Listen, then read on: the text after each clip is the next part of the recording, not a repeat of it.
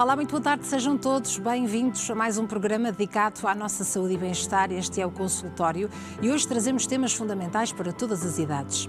Começamos com o médico ortopedista, o Dr. Alexandre Brandão, que nos vai explicar o que é artrose no joelho. Falamos também de fibrose quística com a pediatra Catarina Fraga, uma doença genética rara e progressiva que afeta sobretudo os pulmões e o sistema digestivo e cujo prognóstico tem vindo a melhorar. Hoje é o Dia Mundial da Televisão e por isso recebemos a psicóloga a doutora Sofia Almeida Barbosa para nos ajudar a perceber o papel da televisão como companhia para muitas pessoas, sobretudo idosos que vivem sozinhos, e também os cuidados a ter para que este consumo não se torne excessivo.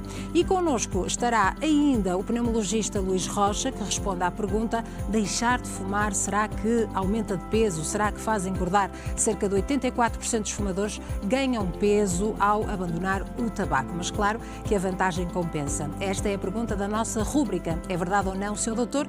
E estes são os temas do programa Consultório nesta tarde de sexta-feira.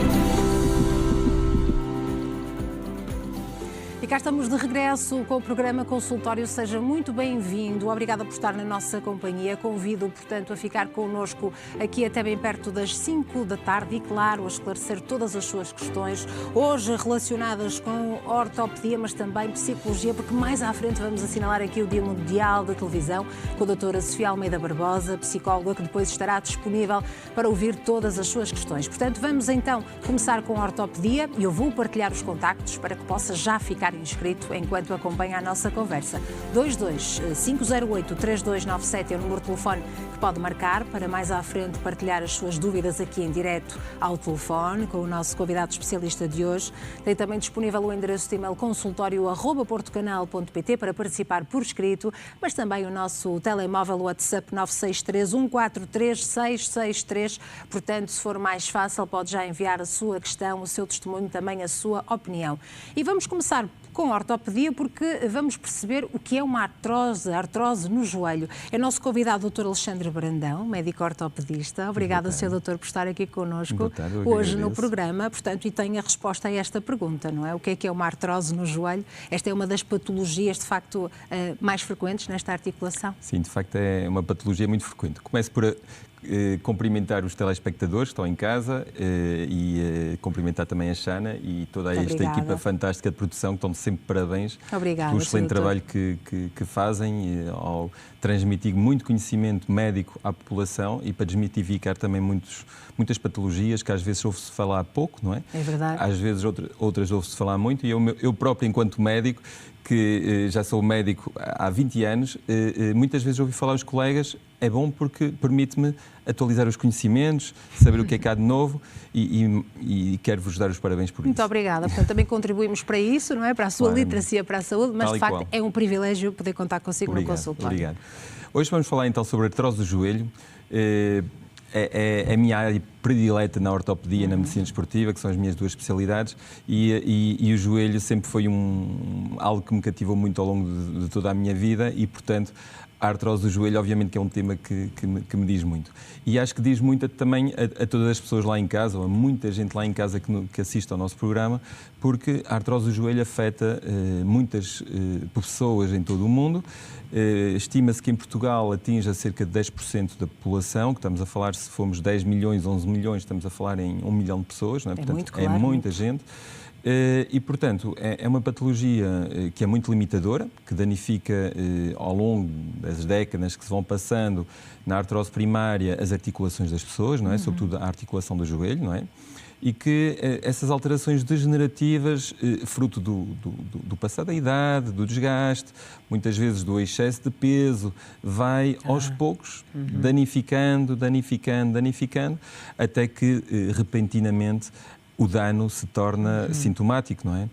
E esses sintomas são essencialmente a dor, não é? Toda a gente sabe que a artrose, quando começa a chatear, dói, E a dor também associada ao derrame articular, portanto, ao joelho inchado, à crepitação. Muitas vezes as pessoas dizem: doutor, isto está a ficar ranger muito, está a ficar crocante. Pronto. E nós sabemos que a artrose está associada a isso. Aliás, na imagem percebe-se muito bem, portanto, isto é um esquema de um joelho normal à esquerda do ecrã e de um joelho com uma artrose à direita do ecrã, que demonstra o dano na cartilagem. Portanto, o dano na cartilagem é a artrose que depois, progressivamente, leva a que o osso, em vez de ter uma superfície que permita um deslizamento perfeito, começa a roçar-se contra o osso e começa a haver uma destruição completa da articulação, em que se percebe muito bem. Pronto, mas, como diz o seu doutor, nem só a idade é a causa deste desgaste, não é? Não é o único fator de risco. Certo, exatamente. Portanto, a idade é um fator de risco pelo facto de os anos vão passando e os ciclos vão ocorrendo e as células também vão se danificando e vai haver uma perda também da água que constitui a cartilagem, porque 70% da cartilagem é água. Eu explico muitas vezes isto, é como uma esponja, não é? Se nós, mesmo a questão do excesso de peso, temos que pensar nisso, desta forma, que é muito fácil. 70% da cartilagem é água, glicosaminoglicanos, colagênio, portanto, é uma rede de tecidos preenchida por água e, portanto, se nós tivermos uma esponja que está com água e se nós pisarmos essa esponja, aplicarmos peso sobre essa esponja, vamos danificando a estrutura e isso também leva a que haja um desgaste progressivo.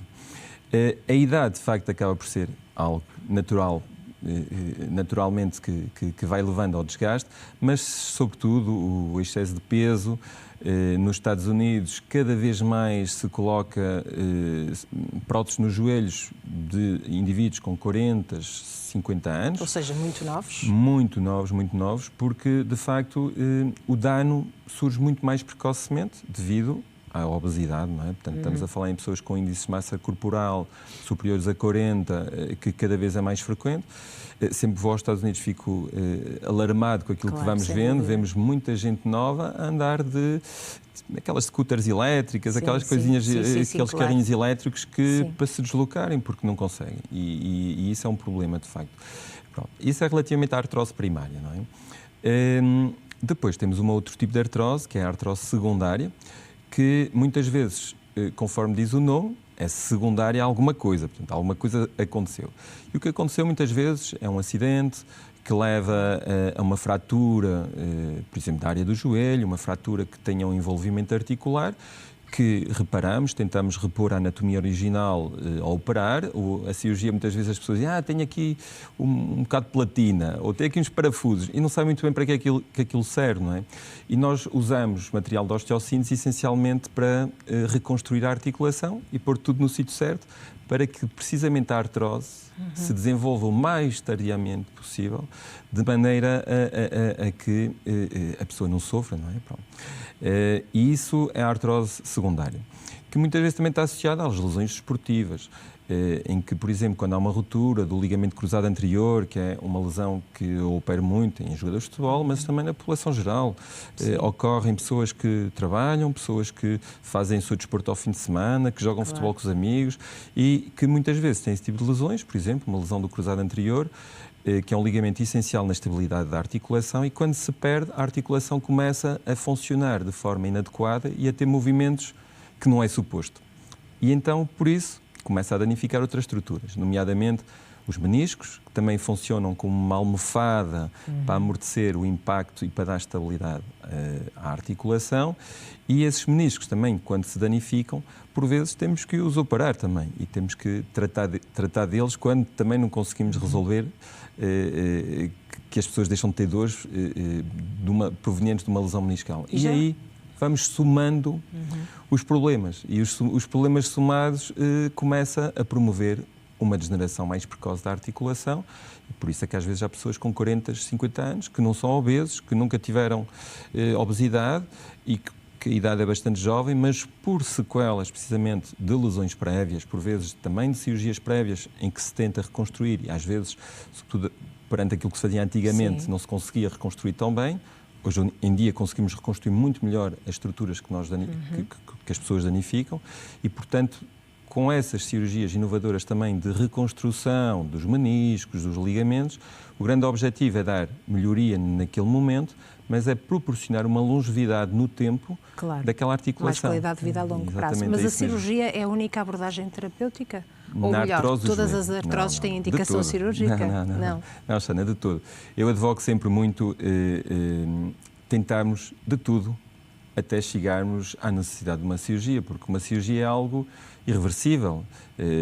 Retiramos partes do que resta da cartilagem danificada, mas também temos que retirar osso para pormos as peças que vão substituir. E isso é irreversível, é um passo que se dá e que não dá para voltar atrás. E, portanto, eu digo muitas vezes isto, e é verdade, mais vale um joelho seu a funcionar relativamente bem, nem que de vez em quando se faça alguns tratamentos inovadores para tentar adiar a necessidade de operar e muitas vezes evitar mesmo a cirurgia, do que um joelho mecânico que realmente funciona, mas nunca é igual ao nosso joelho original. Então, enquanto nós conseguimos manter o nosso joelho original, é o que se deve fazer, tentar fazer tudo o que é possível para preservar e não temos que avançar para a cirurgia. E o que é possível fazer para preservar esse joelho, mesmo que já dê alguns sinais e cause dor, não é? E seja limitante no dia-a-dia? Eu explico sempre isto desta forma. Portanto, isto é um trabalho de equipa, em que o doente tem que fazer a parte dele, mas para fazer a parte dele também temos que perder tempo a explicar-lhe qual é a parte dele, o que é que tem que fazer, o que é que o beneficia para prevenir a evolução do desgaste, mas também para fazer com que o stress mecânico sobre a articulação seja menor, de maneira a que aquela artrose não doa tanto e também não evolua tanto ao longo do tempo. Não é? E isso passa muitas vezes por ensinar atividades físicas de baixo impacto, como a natação, a hidroginástica, que é espetacular, a bicicleta estática, às vezes as pessoas idosas também gostam da pedaleira, e isso é extremamente favorável. Quando as pessoas têm excesso de peso e por vezes se tentam perder peso e fazer atividade física com o seu próprio peso em cima do joelho, muitas vezes isso acaba por ser prejudicial, porque têm excesso de peso, tentam fazer caminhadas e depois não conseguem, ficam frustradas. Ou seja, estão ali a massacrar a articulação. Ainda danificam mais a articulação. Portanto, o excesso de peso deve passar sempre primeiro por tentar perder peso dentro da piscina, natação, coisas assim. Ou seja, sem grande impacto. Sem impacto e sem o seu próprio peso. Isso é o ideal, é o que nós pretendemos. Portanto, esse é o trabalho do doente.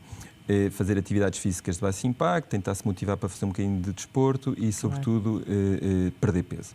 Por vezes também algum trabalho de reabilitação, portanto, fisioterapia pode ajudar em certos casos, mas essencialmente é isso. E depois cabe o ortopedista ajudar o doente com a parte que é a competência dele, que é prescrições, medicação, pronto. E, portanto, podem ser prescritos analgésicos, paracetamol, o Benuron, anti-inflamatórios, brufenos, voltarenes, essas coisas todas que existem no mercado e que ajudam bastante.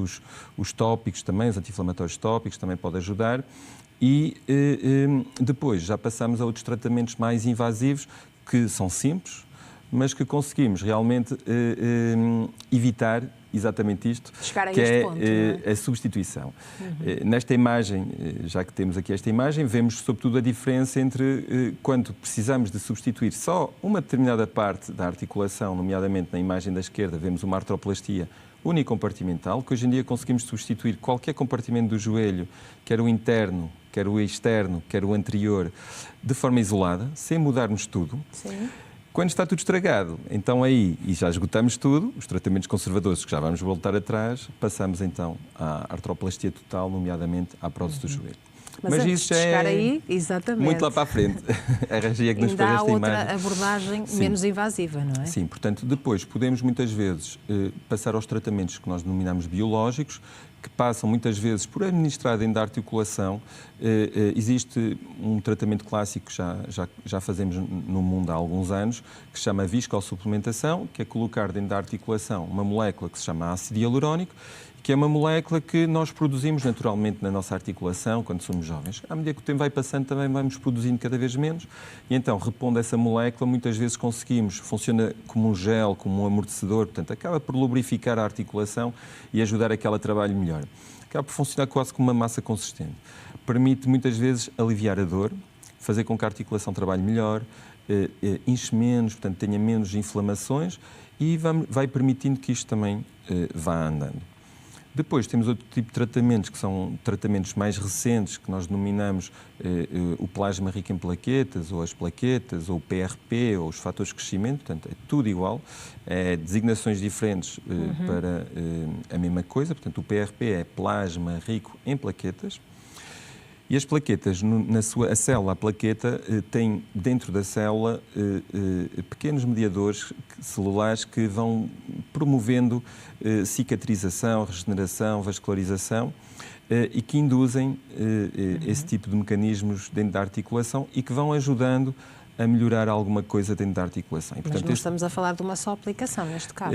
Normalmente, o plasma ou os fatores de crescimento aplicamos uma vez e se tivermos uma boa resposta, passado 1 ano, 2 ou 3, quando voltar a ter uma queixa, se tivermos uma excelente resposta, que é muito frequente termos, de facto, temos uma taxa de sucesso muito alta, podemos aplicar as vezes que quisermos, porque estamos a usar células do próprio doente que são aplicadas novamente dentro da articulação. E isso permite, de facto, uma melhoria sintomática, uma melhoria da função, com procedimentos simples, não é? E que podemos repetir às vezes que quisermos. Portanto, aqui a única questão é que às vezes depois, quando temos que repetir com muita frequência, 3 em 3 meses, ou meio ano, já começa a ser vezes a mais. E, portanto, aí já começamos a pensar no custo-benefício e aí realmente já começamos a pensar noutras opções de tratamento, como a cirurgia. Quando é que chegamos à cirurgia, Sr. Doutor? Quando de facto esta dor é limitante e já não há resposta a estes tratamentos mais simples? O que nos leva muitas vezes a esgotarmos os tratamentos conservadores é realmente percebermos, portanto, quer o doente percebe, quer nós percebemos que realmente já fizemos e já pusemos em prática todas as opções e, de facto, não conseguimos que a dor melhore, que a limitação desapareça e que a função volte. Mas, de facto, apesar de tudo, os tratamentos conservadores que eu acabei de enumerar têm uma taxa de sucesso fantástica e conseguimos, muitas vezes, por décadas, adiar a necessidade de uma prótese. E quando eu digo por décadas, é mesmo por décadas, porque é muito frequente, neste momento, rever doentes que tratei há 5 anos e que agora vêm, por exemplo, com uma dor no outro joelho ou até numa artrose anca, que eu também trato muito com este tipo de procedimentos, que na artrose anca fazemos isso guiado por ecografia ou por intensificador de imagem e que muitas vezes fizemos esse tratamento há 5 anos ou há 7 anos. Às vezes pessoas que já não vejo realmente há muitos anos e que vêm agradecer e que vêm dizer, olha, hoje vim por causa do outro lado. Ou seja, muitos anos depois. Exatamente, e isso é excelente. E realmente, apesar de tudo, há uma taxa que anda à volta dos 10 a 20% de doentes que tentamos, mas de facto, pela degeneração marcada, às vezes também pelo excesso de peso e por não tentarem cumprir aquilo que nós vamos recomendando, chegamos a um ponto em que realmente é sem retorno, não conseguimos. Claro. E então aí a destruição muitas vezes no raio-x é muito marcada, porque o diagnóstico da artrose, apesar de tudo, é feito com base no raio-x, um raio-x simples. Passou uma imagem sim, também, passou uma imagem, mas o raio-x simples é o que faz o diagnóstico de uma artrose. E também gostava de transmitir isso. Não é preciso TACs, não é preciso ressonâncias para fazer um diagnóstico de uma artrose. Não é preciso nada disso. São exames, o TAC é um exame que tem muita radiação, que é um exame caro, que custa aos doentes fazer e todos nós temos que o pagar. E, de facto, não faz sentido, porque um raio-x simples, bem feito, por vezes em carga, portanto, que o joelho nós chamamos em chuse, que é a posição tipo do esquiador e que permite ver muito bem o desgaste e com base nisso eu não preciso mais nada, com base nisso eu já decido o que é que devo fazer. E de facto quando a destruição é muito marcada e temos uma destruição total e não há melhorias da dor, então aí temos que avançar para a cirurgia. Para a cirurgia. Quais são as grandes dificuldades desta cirurgia, Sr. Doutor? Nem todas as pessoas têm os fatores que são necessários para avançar para a cirurgia. E faço-lhe outra pergunta que é muitas vezes feita também aqui no programa consultório. Esta prótese dura para sempre? Vou primeiro responder à primeira parte. Portanto, as dificuldades... Eu gosto de ser modesto e gosto de ser simples, mas sincero, honestamente não há propriamente uma dificuldade técnica em nenhum doente. Porquê? Porque cabe-nos a nós, cirurgiões, ter competência técnica, teórica, para resolver todos os problemas. Porque nunca nenhum joelho é igual ao vizinho do lado. Portanto, temos sempre muitos pormenores técnicos ao longo da cirurgia, que durante a cirurgia vamos decidindo determinadas libertações ligamentares, a forma como vamos fazer os cortes para posicionar os implantes.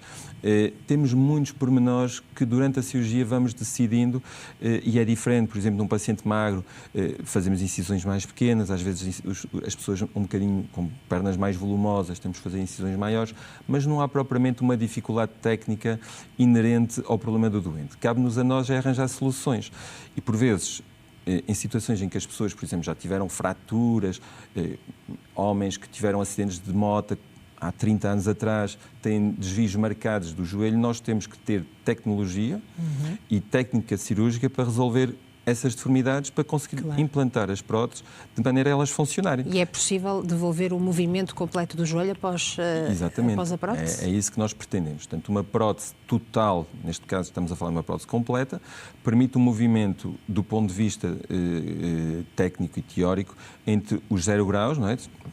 O joelho totalmente esticado, e os 130 140 graus. Se estivermos a falar de um implante parcial ou unicompartimental, que é aquela meia peça, portanto, os doentes dizem, doutor, meteu uma meia prótese.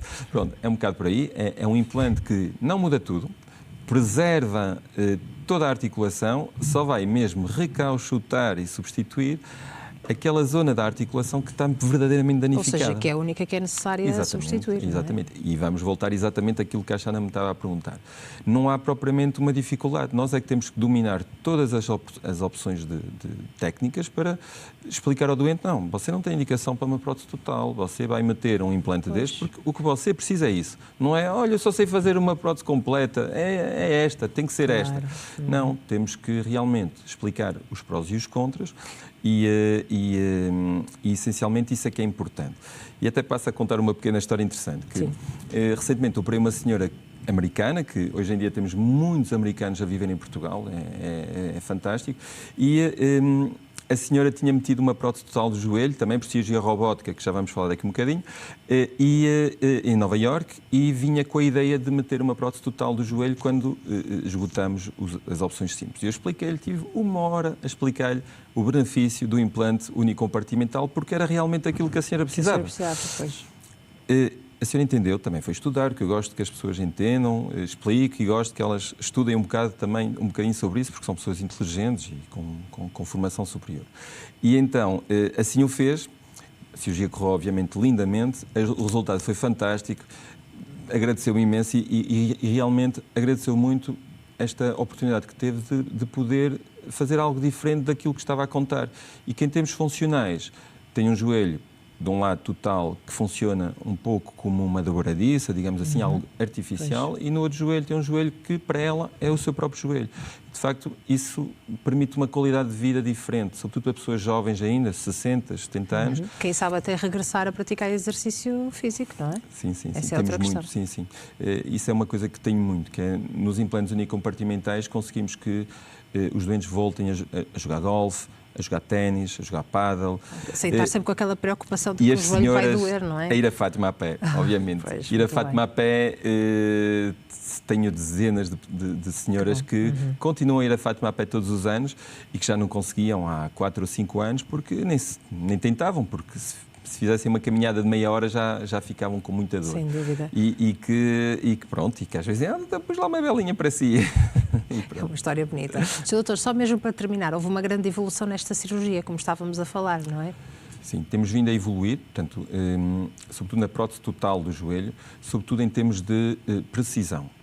Porque, acima de tudo, uma prótese para trabalhar bem temos que colocar os implantes de forma precisa, queremos que estudamos precisamente como é que fazemos os cortes, como é que vamos posicionar os implantes, de forma a que haja um alinhamento ideal e que haja uma coisa que nós chamamos de equilíbrio ligamentar ideal, que é o lado de dentro e o lado de fora do joelho ficar perfeitamente alinhado para a prótese romper, digamos assim, de forma simétrica, ter um apoio simétrico, e isso é que permite que a prótese funcione ou não funcione. Isso muitas vezes é aquilo que leva a que a prótese não funcione.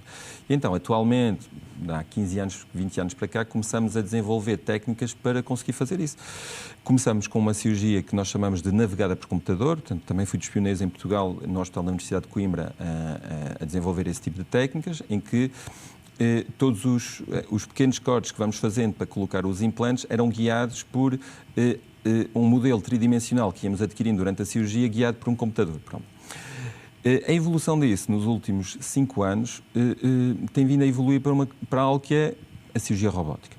A cirurgia robótica é uma evolução da cirurgia navegada por computador e em que, essencialmente, fazemos exatamente o mesmo, portanto, fazemos um mapeamento tridimensional do osso, do membro do doente e, com base nisso, definimos precisamente antes da cirurgia, já sabemos como é que vamos colocar o implante, quais são os graus que vamos deixar, qual é o equilíbrio ligamentar que vamos colocar e qual é o tamanho do implante. Portanto, diminui o risco de erro e é mais preciso. Exatamente. Aumentamos muito a precisão e depois temos um braço robótico que nos auxilia nesses pequenos cortes e que, com base naquilo que definimos, tem uma taxa de erro praticamente 0%, definimos a estratégia, definimos aquilo que queremos cortar e da forma como queremos colocar o implante e o braço robótico assiste-nos a nós, não é o robô que faz nada, nós é que comandamos o robô. Claro. Temos é que saber o que é que pretendemos e isso, o modelo teórico que está por trás disso, nós temos que dominar, não é? Claro, depois, com base nisso, decidimos, graças ao robô, como é que vamos fazer os cortes e como é que vamos